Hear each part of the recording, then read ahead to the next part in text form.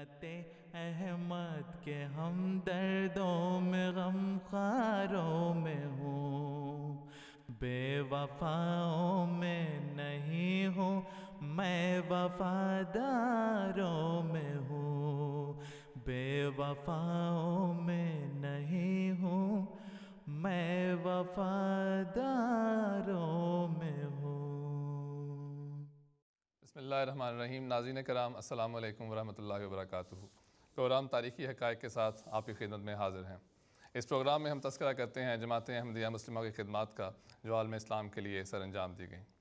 اپنے گزشتہ چند پروگرام سے ہم ذکر کر رہے ہیں 1947 کے بعد کے حالات کا، یعنی جب جماعت کا مرکز ہندوستان سے شفٹ ہو کر پاکستان میں آ گیا اور اس کے بعد ربوہ میں ایک نئے مرکز کی بنیاد ڈالی گئی۔ ہم دیکھتے ہیں کہ پاکستان میں بھی جماعت احمدیہ کے ساتھ کچھ ایسا سلوک، ایسے نامساعد حالات جماعت کو پیش آئے، جیسا کہ اس سے پہلے 1934 کے واقعات ہم نے دیکھے قادیان میں جماعت کے ساتھ پیش آئے تھے ہندوستان میں۔ کچھ ایسے ہی حالات دوبارہ پاکستان میں شفٹ ہونے کے بعد بھی جماعت کے ساتھ جاری رہے۔ ان حالات کی کیا وجوہات تھی، جماعت کو کیا مشکلات کا سامنا کرنا پڑا، آج انشاءاللہ ہم اپنے پروگرام میں اس کے اوپر بات کریں گے۔ اس موضوع کے اوپر گفتگو کرنے کے لیے ہمارے ساتھ اسٹوڈیو میں موجود ہیں مکرم محترم مولانا عبدالباسط شاہد صاحب، اور پاکستان سے فون پہ ہمارے ساتھ رہیں گے ڈاکٹر مرزا سلطان احمد صاحب۔ جزاکم اللہ ڈاکٹر صاحب۔ یہ دیکھیں تو صحیح، پاکستان میں ہی نہیں بلکہ پاکستان سے باہر جا کر بھی پھر انہی علماء نے جماعت کے خلاف ان حالات کو پیدا کرنے کی کوشش کی ہے، اور مختلف ممالک میں بہت سارے ایسے واقعات نظر آ رہے ہیں جو کہ ان تنظیموں کی وجہ سے، جو کہ پاکستان میں ان مجالس کی وجہ سے جو ختم نبوت والے تھے یا دوسرے جنہوں نے شروع کی تھی، دوسرے ممالک میں جا کے بھی انہوں نے اس کام کو شروع کیا ہے۔ اور بالکل بات درست ہے کہ اس طرح کی رپورٹ کے آخر میں لکھا ہے کہ کسی قسم کا بھی اگر اس سے کوئی فائدہ اٹھایا جاتا تو یقیناً جماعت بہت سارے ایسے حالات سے بچایا جا سکتا تھا، ملک کو بھی اور ملک سے باہر بھی، لیکن شاید اس رپورٹ سے کوئی بھی فائدہ نہیں اٹھایا گیا۔ ہم دیکھتے ہیں کہ اس رپورٹ کے اندر، اس تحقیقاتی جو رپورٹ ہے، جو کارروائی ہوئی ہے عدالتی، اس کے اندر حضرت خلیفۃ المسیح الثانی رضی اللہ تعالیٰ عنہ کو بھی بلایا گیا، کیونکہ جماعت احمدیہ کو ایک فریق کے طور پر رکھا گیا تھا۔ اسی حضور کو بھی بلایا گیا اور آپ سے بھی مختلف موضوعات پر انہوں نے بات کی اور مختلف سوالات پوچھے۔ اس کے متعلق کچھ بتا دیں، اور کہ کیا باتیں ہوئیں وہاں پر، کن موضوعات پر بات ہوئی، اور اس کے بعد لوگوں کے کیا تاثرات تھے اس حوالے سے۔ یہ اس منیر انکوائری رپورٹ جو شائع ہوئی ہے اس میں ذکر آتا ہے، ویسے بھی اس زمانے میں ہم نے خود دیکھا، حضرت مسلم موعود رضی اللہ تعالیٰ عنہ کو بلایا گیا اس تحقیقاتی عدالت میں، حضور کا وہاں پہ بیان ہوا۔ خدا تعالیٰ کے فضل سے حضور اپنی اسی باوقار شان کے ساتھ عدالت میں تشریف لے گئے۔ آپ کو باقاعدہ عزت کے ساتھ وہاں پہ خطاب کیا گیا۔ آپ سے جو سوالات پوچھے گئے بالعموم وہی سوال تھے جو پہلے سے ہمیشہ کیے جاتے ہیں، کوئی نیا سوال نہیں تھا۔ اور ایک موقع پہ ایک جج نے یہ بھی کہا کہ اگر ہمیں پتہ ہوتا کہ آپ اس قسم کے سوال کریں گے، مولویوں سے کہا مخاطب ہو کے، تو یہ وقت ضائع کرنے کے لیے ہم مرزا صاحب کو تکلیف نہ دیتے۔ عام طور پہ یہ سوال کیے گا کہ آپ نے فلاں کتاب میں یہ لکھا ہے، یہ آپ کا ہی لکھا ہوا ہے، یہ فلاں کتاب آپ کی ہے، آپ نے اس میں یہ لکھا تھا، وہ سارا چھپا ہوا موجود تھا، اور اس کی ذمہ داری تو بہرحال حضور پہ اور جماعت پہ آتی ہے، تو اس سے تو کسی کو کوئی انکار نہیں تھا، اور یہ سوال کرنے کی تو کوئی ضرورت نہیں تھی۔ بہرحال اس عدالت میں حضور کے پیش ہونے سے تبلیغ کا بہت اچھا موقع ملا، اور خدا تعالیٰ کے فضل سے ہمارے موقف کی برتری جو ہے وہ ثابت ہوئی، اور یہ پتہ چلا کہ احمدی خدا تعالیٰ کے فضل سے نہ صرف یہ کہ اسلام کی تبلیغ کرتے ہیں بلکہ اسلام پر عمل بھی کرتے ہیں۔ اور یہ نمایاں ہے، وہ دوسرے جو علماء پیش ہوئے ان میں سے بہت سے ایسے تھے کہ ان کے جوابات سے عام آدمی بھی شرمندہ ہوتا ہے کہ یہ ہمارے عالم دین، مشہور عالم دین ہے، بہت بڑی ان کی شہرت ہے، اور یہ اس قسم کے جواب دے رہے ہیں یہاں پہ۔ میں پہلے بھی غالباً اس کا ذکر آ چکا ہے، مولوی عبدالماجد دریابادی ہندوستان کے بزرگ تھے، انہوں نے قرآن مجید کی تفسیر لکھی ہے، مرنج آدمی تھے، بڑی ان کی شہرت تھی ادیب کے لحاظ سے، صحافی کے لحاظ سے، ایک باخبر درد مند مسلمان کے لحاظ سے۔ تو انہوں نے جب ان پہ عدالت میں بعض علماء پہ یہ سوال کیا گیا، اب مولانا ابوالحسنات اور مولانا مودودی صاحب نمایاں تھے، ان سے یہ سوال کیا گیا کہ اگر ہندوستان میں ہندو قانون یا منوشاستر جو ہے جس میں ظالمانہ احکامات ہیں، اس کے مطابق اگر وہ قانون لاگو کیا جائے مسلمانوں پہ تو آپ کو کوئی اعتراض تو نہیں ہوگا. تو انہوں نے کہا کہ ہاں ہندوستان کی حکومت کو یہ اختیار ہے کہ وہ قانون وہاں پہ لاگو کرے, مسلمانوں پہ جو ظلم ہو سکتا ہے اس میں وہ کر سکتی ہے کیونکہ وہ اس حکومت میں رہتے ہیں. تو مولانا عبدالماجد دریابادی نے لکھا کہ یہ بیان کسی ہندو کا نہیں ہے, یہ بیان کسی ہندوستانی کا نہیں ہے, یہ بیان پاکستان کی جمعیت علماء اسلام کے سربراہ اور جماعت اسلامی کے سربراہ کا بیان ہے کہ ہندوستان کو یہ اختیار ہے کہ مسلمانوں پر منوشاستر جو ہے اس کے ظالمانہ احکامات نافذ کیے جائیں.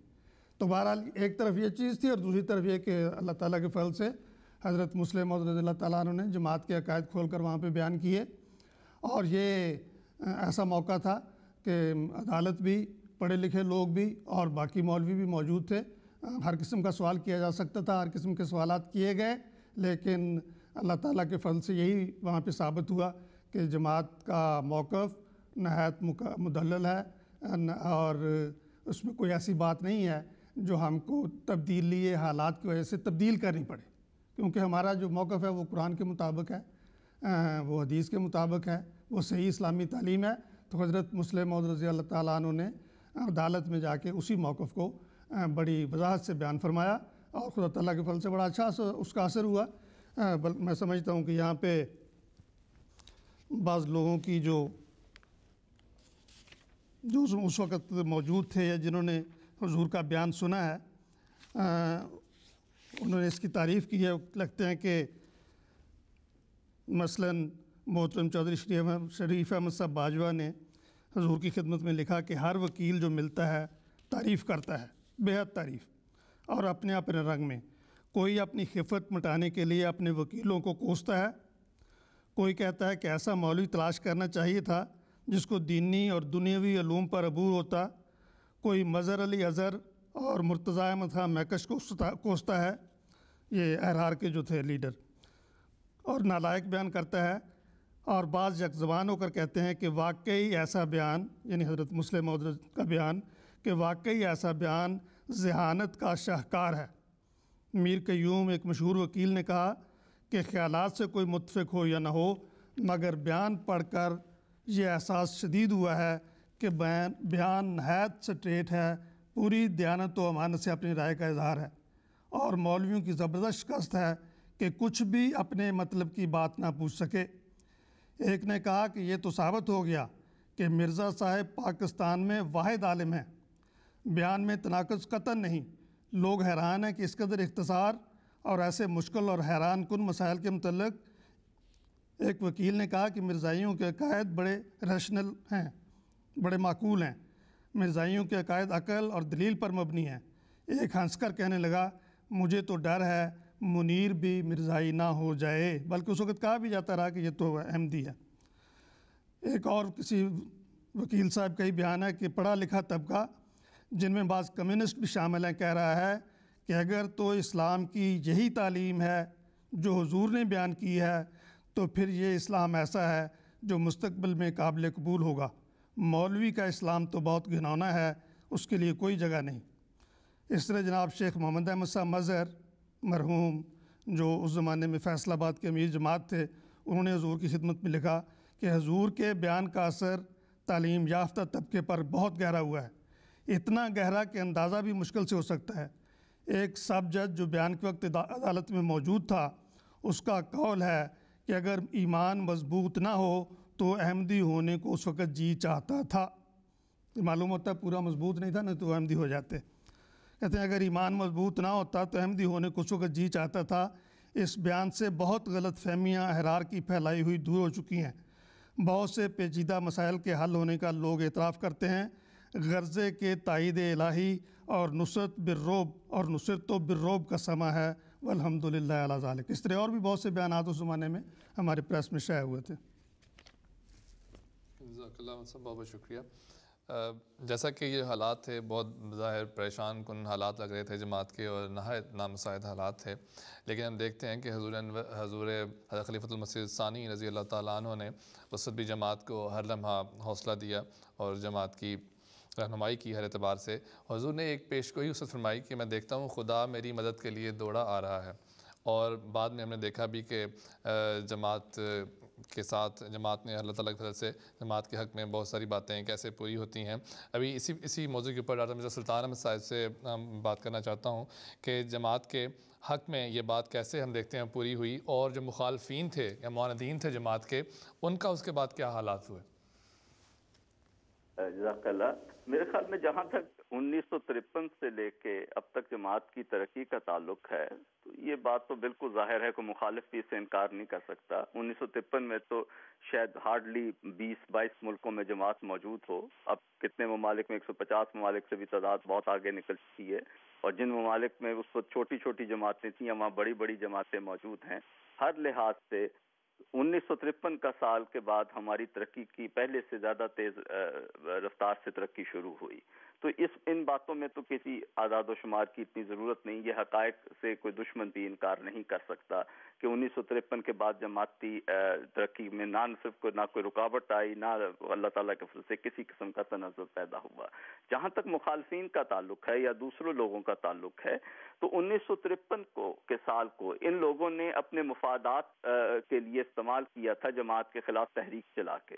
اب بار بار ہم نے ذکر کیا اس وقت پنجاب کے جو وزیر اعلیٰ تھے دولتانہ صاحب، انہوں نے اس لیے اس تحریک کی پشت پناہی کی، ان کو رشوتیں بھی دی گئیں اخبارات کو، اور ان سے صرف نظر بھی کیا گیا، احرار پہ نرم ہاتھ بھی رکھا گیا کہ اس طرح وہ مقبولیت حاصل کر لیں گے اور وہ ملک کے وزیر اعظم بن جائیں گے۔ ہوا کیا بعد میں؟ وہ یہ اس سے کوئی انکار نہیں کہ وہ سیاستدان تھے اور الیکشن جیت کے آئے تھے، ذہین بھی تھے، پڑھے لکھے بھی تھے، لیکن وزیر اعظم تو بننا ایک طرف رہا، وہ وزارت اعلیٰ بھی ان کے ہاتھ سے گئی۔ اس کے بعد وہ سیاسی طور پہ کبھی اٹھ نہیں سکے۔ بعد میں 1969 کے الیکشن میں بھی حصہ لیا، بمشکل ان کی پارٹی کوئی 4-5 سیٹیں ہی شاید حاصل کر سکی، باوجود کہ ان کے اس دعوے بڑے تھے کہ میں بہت بڑی کامیابی حاصل کروں گا۔ اور بعد میں کہاں وہ ملک کے وزیر اعظم بننے کے امیدوار تھے اور ملک کے اتنے ذہین وزیر اعلیٰ سمجھے جاتے تھے اتنے بڑے صوبے کے، اس کے بعد انہوں نے لندن میں بھی یہاں سفیر بن کے بھٹو صاحب کے دور میں آ گئے، تو انہیں کچھ حاصل نہیں ہوا۔ جہاں تک مرکز کی حکومت کا تعلق ہے، خواجہ ناظم الدین صاحب وزیر اعظم تھے، انہوں نے اس لیے پورا ایکشن نہیں لیا کہ اس وقت وہ ٹکر نہیں لینا چاہتے تھے، یا ان کو خیال تھا کہ اس مخالفت کا رخ ہماری طرف ہو جائے گا جو دولتانہ صاحب پھیرنے کا رخ کر رہے تھے، تو ان کی حکومت بھی 1953 کے بعد بچ نہ سکی۔ گورنر جنرل نے ملک میں اتنی بد انتظامی پیدا ہو گئی تھی کہ گورنر جنرل نے ان کی حکومت کو برطرف کر دیا۔ اس کے بعد بھی خواجہ ناظم الدین صاحب بھی سیاسی طور پہ بحال کبھی نہیں ہو سکے۔ اب میں ان مولویوں کی طرف آتا ہوں جو اس بہتی گنگا میں ہاتھ دھو کے اپنے سیاسی مردے میں جان ڈالنے کی کوشش کر رہے تھے۔ سب سے پہلے احرار کو لے لیں، جس طرح میں نے ذکر کیا ہے کہ وہ سیاسی ولڈرنس میں چلے گئے تھے، اس سے وہ نکلنا چاہتے تھے احمدیوں کے خون سے کھیل کے۔ ہوا کیا، اس شورش کے بعد احرار عبرت ناک انجام کو پہنچے اور مجلس احرار کا شیرازہ بکھرنے لگا۔ اس کے اور ان کے اپنے لیڈر جو تھے، اپنے امیر شریعت جن کی بیعت کی ہوئی تھی، عطا اللہ شاہ بخاری صاحب کو چھوڑ کر دوسری سیاسی جماعتوں میں شامل ہونے لگے، اور یہ حقائق خود ان کے معتقد جو جان باز مرزا صاحب نے حیات امیر شریعت کے نام سے کتاب لکھی ہے اس میں درج ہیں۔ اور جب عطا اللہ شاہ بخاری کو یہ خبر ملی کہ ان کے رفقا کار ان کا ساتھ چھوڑ گئے ہیں، تو وہ سر پکڑ کر بیٹھ کے اور بار بار پنجابی کے دوہے پڑھتے تھے، جس کا مطلب تھا کہ جن کا دعویٰ تھا ہم تیرے ساتھ مریں گے، وہ لوگ میدان چھوڑ کے بھاگ گئے۔ تو یہ ان کے اپنے ساتھی بھی 53 کے بعد ان کو چھوڑ کے بھاگ گئے، اور آخری عمر عطا اللہ شاہ بخاری صاحب کی جو اس طوفان کی طرح اٹھے تھے جماعت کے خلاف، ان کا انجام کیا ہوا اس کے متعلق خود اسی کتاب میں جو ان کے معتقد نے لکھی ہے، جان باز مرزا نے لکھی ہے حیات امیر شریعت کے نام سے، کہ ایک صحافی جو ان سے ملنے گیا کہ پوچھا، جب وہ ایک کچے مکان میں رہ رہے تھے زندگی کے آخری دنوں میں، کہ آپ اتنے بیمار ہیں، پوچھا کیا کبھی آپ کو کوئی پوچھنے بھی آیا ہے؟ تو آگے میں ایگزیکٹ حوالہ پڑھتا ہوں، انہوں نے کہا، عطا اللہ شاہ بخاری صاحب نے کہا، بیٹا جب تک یہ کتیا زبان بھونکتی تھی سارا بر صغیر ہند و پاک ارادت مند تھا، اب اس نے بھونکنا چھوڑ دیا ہے تو کسی کو پتہ ہی نہیں رہا کہ میں کہاں ہوں۔ یہ خدا کی شان ہے کہ اسی زبان سے ہزارہا مرتبہ انہوں نے حضرت مسیح موعود علیہ السلام کی شان اقدس میں گستاخی کی تھی، اب شاہ صاحب خود ہی اسے کتیا کا نام دے رہے تھے۔ اور مودودی صاحب نے بھی پہلے تو ان کا یہ موقف تھا کہ قادیانیوں کی مخالفت جس طرز پہ ہو رہی ہے وہ ان کو نقصان پہنچانے کے بجائے تقویت کا موجب بن رہی ہے، ان کو سنجیدہ علمی طریقے سے ان کا مقابلہ کرنا چاہیے، لیکن پھر وہ بھی فسادات کی رو میں شامل ہو گئے۔ اس وقت ڈاکٹر اسرار احمد صاحب جو مشہور ہیں، وہ ان کی جماعت میں شامل تھے، انہوں نے اپنی ایک تحقیقاتی مقالہ لکھا ہے ان کی جماعت اسلامی پہ، اس پہ وہ لکھتے ہیں 1953 کے حالات کے متعلق اس وقت وہ ممبر تھے، اس کے بعد بددل ہو کے وہ ہٹے تھے. وہ لکھتے ہیں ڈاکٹر اسرار احمد، اس داستان کا المناک ترین باب مسئلہ قادیانیت میں جماعت اسلامی کا طرز عمل ہے. اس کے دوران جماعت اور اس کے قائدین نے جس طرح اپنے اصولوں کی بجائے عوام کے چشم و ابروں کے اشاروں پر حرکت کی ہے، اسے دیکھ کر انسان سوچ میں پڑ جاتا ہے کہ اتنی قلیل مدت میں ایک جماعت کا مزاج اس درجہ بھی بدل سکتا ہے. تو یہ ان میں نہ کسی کو پولیٹیکل فائدہ ہوا، نہ ان نام نہاد مذہبی جماعتوں کو فائدہ ہوا. اب ایک سوال یہ رہ جاتا ہے کہ پاکستان پہ اس شورش کا کیا اثر نکلا؟ کیا کوئی نیک تحریک تھی تو اس کا پاکستان پہ کوئی مثبت اثرات نکلنے چاہیے تھے. لیکن یہ تاریخی حقائق ہیں کہ اس وقت کی جو غلط مثالیں قائم ہوئی تھیں، اس وقت کی جو کریکس سوسائٹی میں پڑے تھے، ملک کے نظام میں پڑے تھے، وہ آج تک بڑھتے گئے اور انہوں نے مسئلہ پیدا کیا. میں چند مثالیں پیش کرتا ہوں. یہ پہلی دفعہ تھا کہ پاکستان میں فرقہ واریت کے نام پہ فسادات برپا ہوئے اور یہ احمدیت کے خلاف آگ بھڑکائی گئی. اس کے بعد یہ سلسلہ جاری رہا، شیعہ سنی فساد، اس کا فساد، اس کا فساد. آج جو حالت ہے وہ سب کے سامنے ہے. یہ پہلی دفعہ تھا. نمبر 2، ملک میں مذہب کا نام استعمال کر کے سیاسی فوائد حاصل کرنے کا آغاز ہوا، اور افسوس کہ ان لوگوں کے دولتانہ صاحب وغیرہ کے انجام سے لوگوں نے کوئی سبق حاصل نہیں کیا، اور پھر یہ مسئلہ مذہبی منافرت پھیلانے کا اور سیاسی فوائد مذہب کا نام لے کے حاصل کرنے کا یہ بڑھتا ہی گیا، اور حتیٰ کہ ملک کا سیاسی اور معاشی ڈھانچہ تباہ ہو گیا. ان فسادات میں پہلی دفعہ تھا کہ مساجد کو، خاص طور پہ مسجد وزیر خان لاہور کو، دہشت گردی کے اڈوں کے طور پہ استعمال کیا گیا، اور حکومت نے اس وقت صرف نظر کیا. اور یہ طریقہ کار آج تک جاری ہے، اور حکومتی غفلت کی وجہ سے عمل اتنا بڑھ چکا ہے کہ اب سب اس کے ہاتھوں عاجز آ چکے ہیں. اس کا آغاز 1953 کے فسادات اور اس کی تمہید میں ہوا تھا. یہ پہلی مرتبہ تھا کہ پاکستان میں انتخابات کی بجائے سڑکوں پہ فسادات کرا کے سیاسی اقتدار حاصل کرنے کی کوشش کی گئی. یہ تاریخ بھی دہرائی گئی. یہ پہلی مرتبہ تھا پاکستان کی تاریخ میں کہ اس شورش میں ایسے حالات پیدا کر دیے کہ ملک میں ماشاءاللہ لگانا پڑا، گو کہ وہ صرف لاہور تک محدود تھا. لیکن اس کے بعد یہ عمل بھی بار بار دہرایا گیا جس میں سیاسی عمل کا تسلسل ختم ہوا. پھر یہ پہلی مرتبہ تھا کہ گورنر جنرل نے سربراہ مملکت نے سربراہ حکومت کو برطرف کیا اور اس کی کیبنٹ کو برطرف کیا. یہ بھی 53 میں پہلی دفعہ ہوا تھا، اور اس کے بعد یہ بھی ملک کی تاریخ میں یہ بھی بار بار دہرایا گیا. اور خود میں ایک حوالہ پڑھتا ہوں جو ڈاکٹر صفدر محمود، جو ان کا پی ایچ ڈی تھیسس تھا، ان کی کتاب ہے مسلم لیگ کا دور حکومت، اور یہ کتاب شائع بھی 1974 میں ہوئی تھی. یہ بھی دلچسپ بات ہے. وہ لکھتے ہیں کہ بہرحال اس سے دولتانہ صاحب اور خواجہ صاحب میں ٹھن گئی، یعنی 1953 کے فسادات سے. چنانچہ دولتانہ صاحب خواجہ صاحب کو وزارت عظمیٰ سے ہٹانے کی ترکیبیں سوچنے لگے تاکہ خود قبضہ کر سکیں. چنانچہ دولتانہ صاحب نے اینٹی قادیانی تحریک کو غنیمت جانا اور اسے اپنے مقاصد کے حصول کے لیے استعمال کا منصوبہ بنا لیا. اس تحریک کو احرار نے جنم دیا، علماء نے پروان چڑھایا. خواجہ ناظم الدین کے مذہبی جھکاؤ، کاہلی، علماء سے خوف اور نااہلی نے پھلنے پھولنے کا موقع بہم پہنچایا. اور جب اس تحریک کی لگائی ہوئی آگ بھڑک اٹھی تو دولتانہ صاحب نے اس کا رخ مرکزی حکومت کی طرف پھیر دیا، حتیٰ کہ اس آگ نے جہاں خواجہ صاحب کو اپنی لپیٹ میں لے لیا، وہاں دولتانہ صاحب کا سیاسی آشیان بھی جلا کر راکھ کر دیا. غلام محمد نے سیاسی رہنماؤں کے نفاذ سے فائدہ اٹھا کے خواجہ ناظم الدین کو برطرف کر دیا. تو یہ اب دیکھنا یہ چاہیے ایک تاریخ کے طالب علم کو کہ سارے عمل سے 1953 سے لے کے اب تک پاکستان کو کیا ملا ہے، کیا فائدہ ملا ہے. کیا کوئی سیاسی استحکام آیا، اقتصادی استحکام آیا، کوئی آپس میں محبت بڑھی، یا ملک کو کوئی ایک فائدہ ہوا؟ اگر کچھ ملا ہے تو نقصان ملا ہے، ہر پہلو سے نقصان ملا ہے، اور باقی ممالک کو بھی پاکستان کی مثال سے سبق حاصل کرنا چاہیے. بہت بہت شکریہ ڈاکٹر صاحب. ذکر ہو رہا تھا جماعت کی ترقی کا 1953 کے بعد، تو خود ان دنوں میں جب کہ یہ ابھی تحقیقاتی عدالت کا سلسلہ جاری تھا تو جماعت نے قرآن مجید کے تراجم سواحلی زبان اور ڈچ زبان میں شائع کرنے کی توفیق پائی، اور جسٹس منیر کو یہ ترجمہ پیش کیا گیا انہی دنوں میں جب کہ ابھی عدالت کی کارروائی جاری تھی. اور یہ ہماری جماعت نے نہیں بلکہ دوسرے لوگوں نے یہ لکھا کہ یہ قرآن مجید کا ترجمہ پیش کرنے کا مطلب یہ ہے کہ ان کو یہ بتایا گیا کہ لوگ ہمیں کافر سمجھیں، غیر مسلم سمجھیں، جو بھی سمجھیں، ہم تو اسلام کی عملاً خدمت کر رہے ہیں، ہم قرآن مجید کی خدمت کر رہے ہیں. تو یہ گویا کہ اس سارے جو کارروائی ہو رہی تھی اس میں عملی رنگ میں ایک مظاہرہ کیا گیا اسلام کی محبت کا اور اسلام کی خدمت کا. پھر حضرت مسلم موعود رضی اللہ عنہ نے بھی اس کا تجزیہ فرمایا. ابھی محترم ڈاکٹر صاحب بڑا عمدہ بیان کیا انہوں نے. تو حضرت مسلم موعود نے فرمایا کہ تبلیغ اس وقت ہو گئی، پڑھے لکھے لوگوں تک ہمارا پیغام پہنچا جو اس پیمانے پر اس سے پہلے نہیں پہنچ سکا تھا۔ پھر انہوں نے فرمایا کہ چونکہ غیر ممالک کے سفراء جو تھے وہ کراچی میں تھے اور کراچی میں یہ فساد شروع ہوا تھا، تو غیر ممالک کے سفراء نے بھی اپنی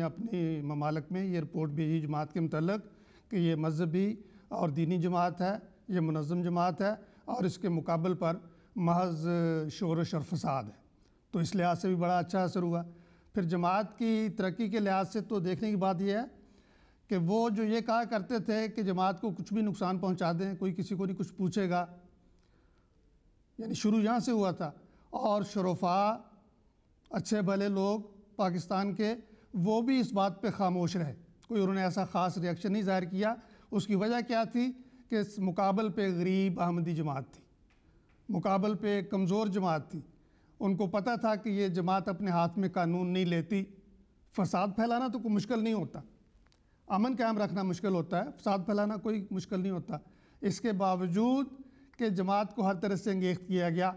اس کے باوجود کہ جماعت کو ہر طرح سے فساد پر آمادہ کیا گیا، خدا تعالیٰ کے فضل سے جماعت نے کسی جگہ کبھی بھی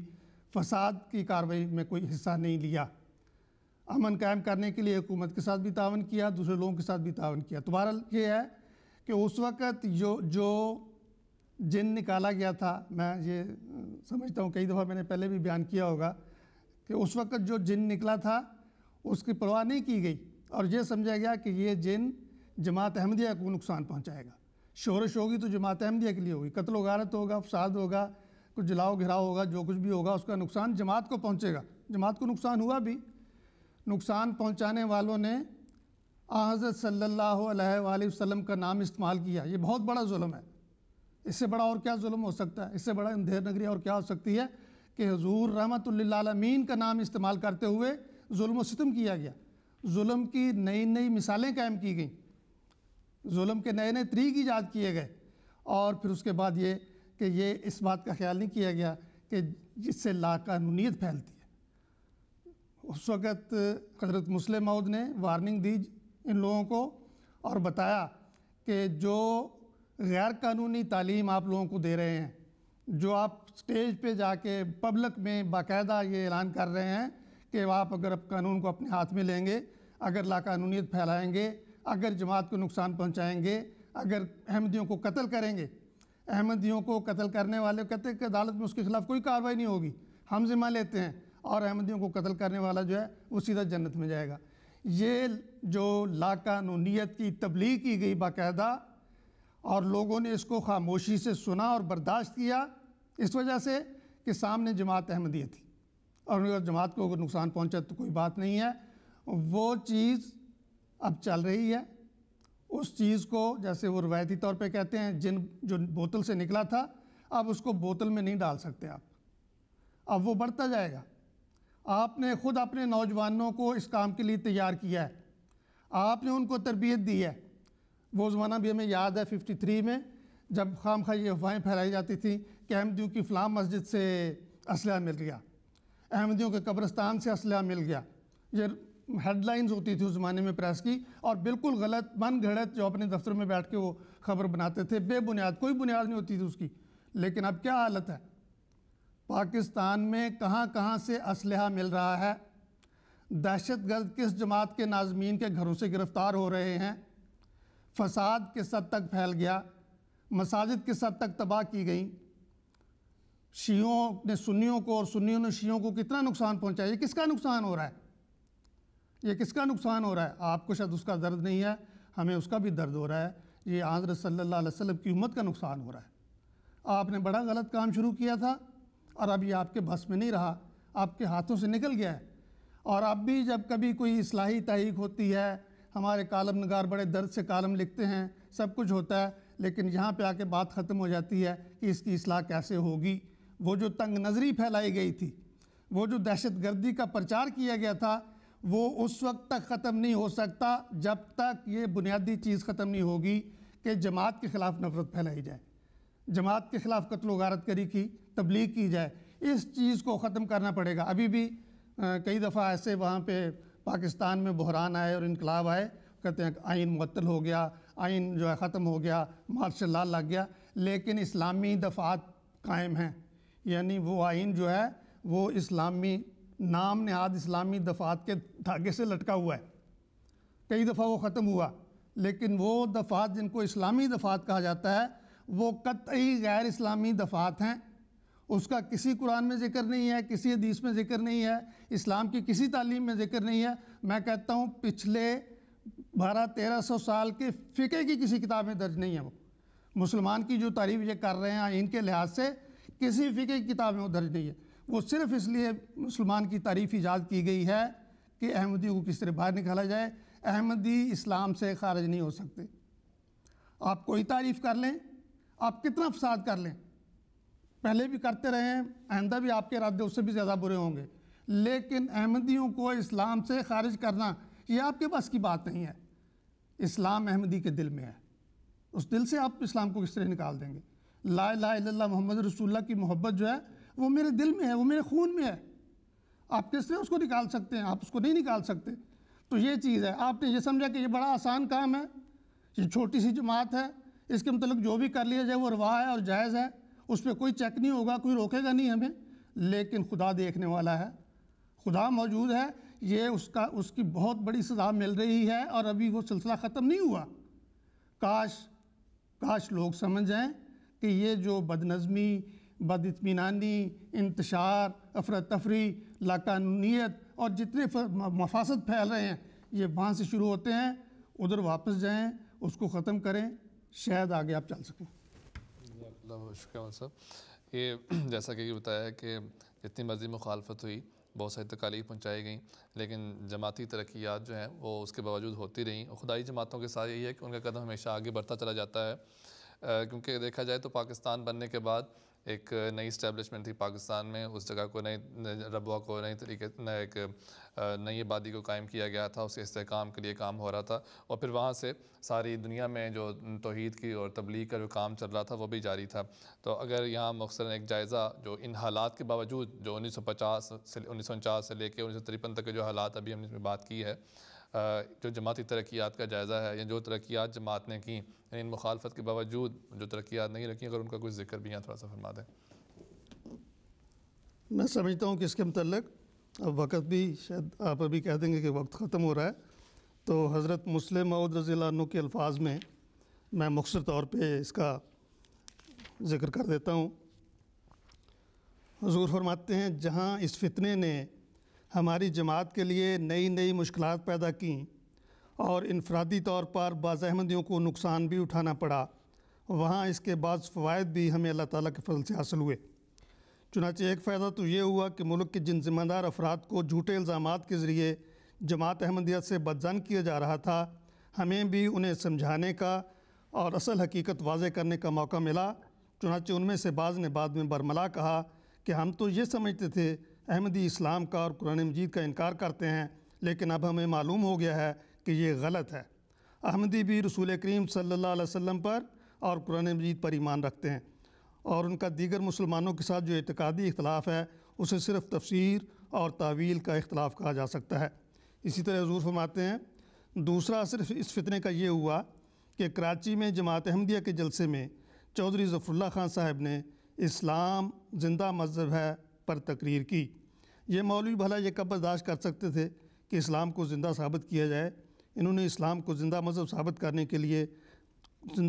ثابت کرنے کو اپنے لیے ایک بڑی اشتعال انگیزی قرار دیا اور ہنگامہ بپا کرنے کی کوشش کی۔ کراچی میں چونکہ بیرونی ممالک کے سفیر بھی موجود ہوتے ہیں، اس لیے جب انہوں نے یہ حالات دیکھے تو ان پر یہ اثر ہوا،